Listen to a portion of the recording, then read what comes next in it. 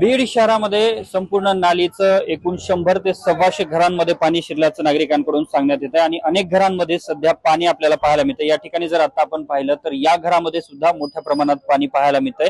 संपूर्ण नाल्याचं जे घाण पाणी आहे ते शहरातल्या अनेक भागांमध्ये शिरलंय, अनेक घरांमध्ये शिरलंय। माझ्यासोबत नागरिक आहेत।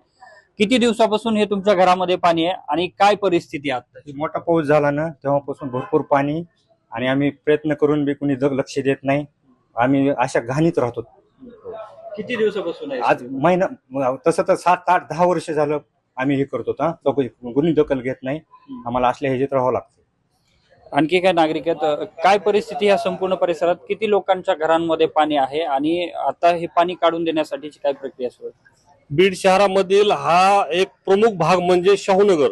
शाहूनगर मध्ये इथे काय झालंय, छत्रपती शिवाजी महाराजांच्या पुतळ्यापासून, बस स्टँड पासून, नगर राख्यापासून, राजीव गांधी चौकापासून सगळं पाणी बीएसएनएल ऑफिस पूर्ण पाणी सम्राट चौकापर्यंत नाला बनवला, तिथं आणून सोडलंय। त्यानंतर आता 8 दिवस झाले पाणी पूर्णपणे पाऊस थांबलाय, तरी ह्या परिसरातल्या जवळपास 50 घरांमध्ये आज गुडघ्या इतकं पाणी बघितलं, गुडघ्या इतकं पाणी अख्ख्या शाहूनगर मध्ये। कुठल्या प्रशासनाचं, कुठल्या नेत्यांचं, कोणाचं काही लक्ष नाहीये। आज जवळपास 20 ते 25 लोकांच्या घरात मोटरी चालू आहेत, त्या मोटरीच्या माध्यमातून पाणी काढायला लागले, तरी हे पाणी उपसा होत नाहीये। आम्हाला प्रशासनाला एवढंच विनंती आहे की प्रशासनाने लवकरात लवकर, तुम्ही तुमचं काही करा माहित नाही, तुम्ही तुमचे जेसीबी लावा, तुमच्या नियमाने लिगाली कुणाचं काढायचंय पाडायचंय पाडा, हे पाणी लवकरात लवकर काढा। नाही काढलं तर 2 दिवसाच्या आत नगर परिषद मध्ये सगळे नागरिक येऊन बसणार आहेत। त्याशिवाय ह्यांना पर्याय राहिला नाही, कुठे जाणार आहेत? अशा घाणीत राहू शकत नाही ना। ह्यात जर कोणी मेलं, डेंगू बिंगू मच्छरने कोणी घाणीने कोणी मेलं, ह्याला जिम्मेदार कोण? त्यामुळे आमची मागणी आहे की शासनाने लवकरात लवकर हे काय करायचं तर करा, पण हे पाणी लवकर हलवा। आता जर सांगतात की 5 तारखेला किंवा 10 तारखेला आणखी मोठा पाऊस पडणार आहे मुसळधार, मग त्यानंतर तर इथं फार छाती इतकं पाणी येणार आहे लोकांना काही, आणि सगळीकडे लक्ष आहे। पण हे शहरातलं मध्यवर्ती एकदम बस स्टँड हार्ट आहे शाहूनगर, म्हणजे बीड शहरातलं सगळ्यात महत्वाचं ठिकाण आहे, आणि ह्या ठिकाणी अशी अवस्था आहे म्हणल्यानंतर नाही ना, असं होणार नाही ना। तुमचं घर कुठे आहे आणि तुमच्या घरामध्ये पाणी आहे का? काय परिस्थिती? माझं घर फिनिक्स हॉस्पिटलच्या गल्लीत आहे, जो की मेन जालना रोड पासून 500 फूट आत आहे, जो हार्ट ऑफ द सिटी मधून जातो। तिथं मागच्या 10-12 वर्षापासून कचऱ्याचा प्रश्न आहे। नागरिक रस्त्यावर कचरा आणून टाकते, जे की प्रशासन लवकर साफ करत नाही। 10-10 दिवसापासून आम्ही कंप्लेंट केल्यावर 10-12 दिवसाला एकदा गाडी येऊन साफ करून जाते। त्याच्यानंतर पाऊस पडलं की गल्ली समोर गुडघ्या एवढ्याला पाणी येतो। ना कुणी पाहुणे येतात, ना कुणी मित्र कंपनी येतो घराकडे, की घरात एवढी घाण वास येतो की आजच्या स्थितीला 8 दिवस झाले पाऊस बंदून, तरी बी आज बी घरात मोटर चालू आहे आणि घरात एंट्री केली की घाण वास येतो। म्हणजे इथं आरोग्याचा प्रश्न आता निर्माण झालाय। काय मुख्याधिकाऱ्यांनी काही वेळापूर्वी संपूर्ण तुमच्या परिसराची पाहणी केलेली आहे, त्यांचं म्हणणं आहे की तुमच्या काही चुका आहेत आणि तुम्हाला आम्ही नोटीस बजावणार आहोत। कसं बघताय याकडे?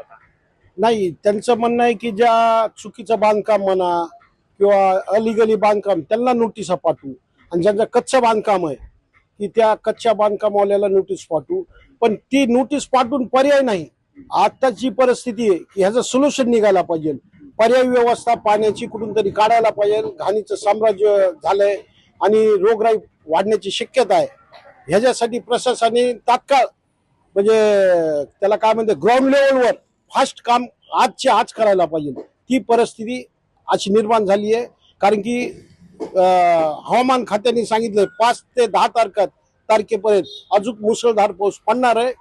ती परिस्थिती पाहता ह्याच्या आज काही त्यांनी डिसिजन नाही घेतलं तर 4-5 दिवसात भयानक परिस्थिती निर्माण होईल, आरोग्याचा प्रश्न राहील आणि सगळे नागरिक बेजार झाले। नक्कीच आपण जर या ठिकाणी आता पाहिलं तर नागरिकांच्या अनेक तक्रारी आहेत। प्रचंड मोठ्या प्रमाणात या संपूर्ण परिसरामध्ये घाणीचं साम्राज्य पसरलं, दुर्गंधी पसरलेले, अनेक घरांमध्ये पाणी पाहायला मिळत आहे। अनेक लोकांकडून आता मोटरच्या सहाय्यानं संपूर्ण जे नालीचं पाणी घरांमध्ये घुसलंय ते बाहेर काढण्याचा प्रयत्न केला जातोय। मात्र सगळ्यात महत्वाचा मुद्दा आहे तो म्हणजे नागरिकांचं आरोग्य आता इथे धोक्यात आलंय, अनेक लोक आजारी पडत आहेत। यामुळे आता या ठिकाणी प्रशासनाने तात्काळ दखल घेऊन यासाठीची पर्यायी व्यवस्था करून पाणी बाहेर काढावं अशी मागणी जी आहे ती नागरिकांकडून केली जाते। कॅमेरामन प्रमोद रोमन सह अशोक काळकुटे, TV9 मराठी, बीड।